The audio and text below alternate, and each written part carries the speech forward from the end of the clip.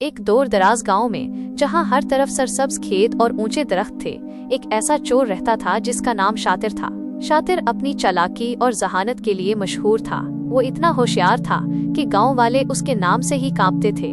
गांव में एक कदीम खजाना था जो नस्ल दर नस्ल मुंतकिल होता आ रहा था। ये खजाना सोने के सिक्कों, कीमती जवाहरात और तारीखी नवादरात से भरा हुआ था। गांव वालों के लिए ये खजाना उनकी शान और वकार की अलामत था। शातिर की नज़र उस खजाने पर थी। वो जानता था कि अगर उसने ये खजाना चुरा लिया तो वो गांव का सबसे अमीर आदमी बन जाएगा। उसने एक मंसूबा बनाया और गांव वालों की नकलो हरकत पर नजर रखने लगा। उसने गांव के सरदार के घर के खुफिया रास्तों का भी पता लगा लिया जहां खजाना रखा हुआ था। एक रात जब पूरा गांव गहरी नींद सो रहा था, शातिर ने अपना मंसूबा अमली जामा पहनाया। वो खामोशी से सरदार के घर में दाखिल हुआ और खजाने वाले कमरे में पहुंच गया। उसने खजाने को थैलों में भरा और चुपके से वहां से निकल गया।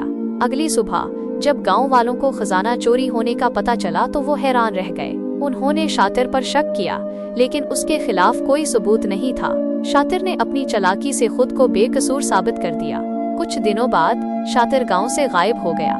गांव वालों को यकीन हो गया कि शातिर ही खजाने का चोर था। उन्होंने शातिर को पकड़ने की बहुत कोशिश की, लेकिन वो कभी नहीं मिला। शातिर ने खजाने से अपनी जिंदगी बदल ली थी। उसने एक आलीशान घर बनाया, महंगी गाड़ियां खरीदी और ऐशो आराम की जिंदगी गुजारी। लेकिन उसकी खुशी आर्जी थी। वो हमेशा गांव वालों के खौफ में जीता रहा।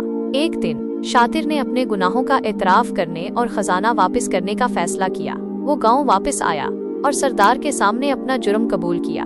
गांव वाले शातिर की ईमानदारी से मुतासिर हुए और उसे मुआफ कर दिया। शातिर ने चोरी किया हुआ सारा खजाना वापस कर दिया। गांव वाले बहुत खुश हुए और उन्होंने शातिर को गांव में दोबारा रहने की इजाजत दे दी। शातिर ने अपनी बाकी जिंदगी ईमानदारी और मेहनत से गुजारी।